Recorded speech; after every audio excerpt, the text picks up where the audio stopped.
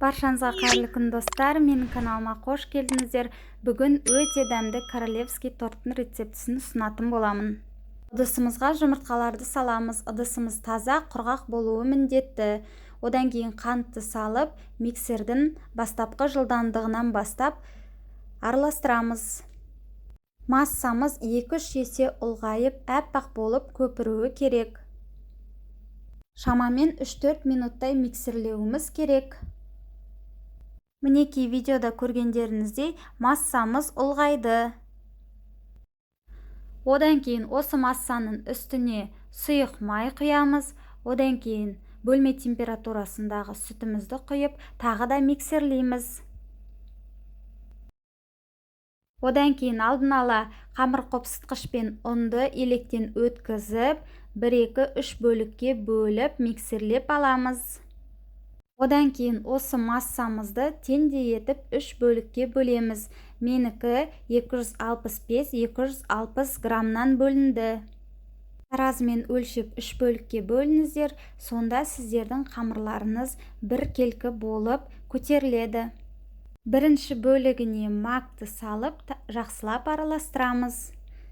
Какаоға бөлме температурасындағы сүтті қосып, араластырып аламыз. Сонда біздің қамырымыз тығыз болмай, жақсы көтеріліп пісетін болады. Одан кейін үшінші бөлікке грек жаңғағын қосып, тағы да араластырамыз. Кольцомыздың астына фольганы орап, жаңағы бірінші бөлікті құйып, 180-190 градуста пісіріп аламыз. Енді кремін дайындаймыз. Творожный сырдың үстіне қантты қосып, екеуі біріккенше жақсылап миксерлейміз. Одан кейін осы массаның үстіне сливкиді қосып, өз формасын ұстайтын крем дайындаймыз. Миксердің жылдамдығы да жақсы болу керек. Шамамен 5-6 минуттай араластырып алуымыз керек.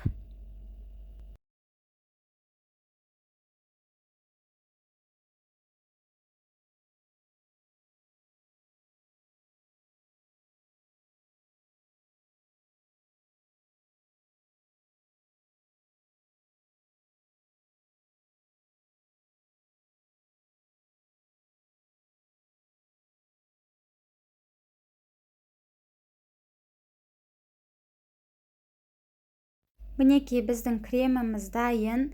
Енді тортымызды жинайтын боламыз.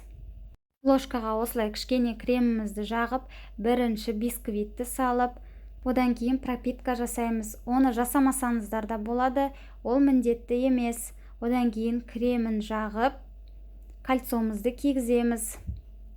Кремімізді жақсылап тегістеп аламыз. Мен әрбір коржды салғаннан кейін сүтпен пропитка жасадым. Келесі корждарды да осылай жасап, кремін жағып, тегістеп, дайындап алуымыз керек.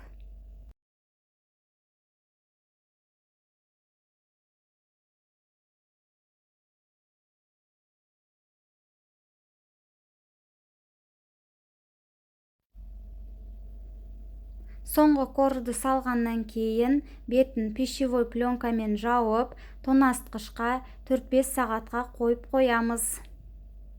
Қалған кремді торттың сыртын қаптауға макты салып, жақсылап араластырамыз. Одан кейін кондитерский мешокқа салып, қойып қоямыз. Оны да тоңазытқышта сақтауларыңыз керек. Енді видеода көрсетілгендей торттың сыртын қаптаймыз.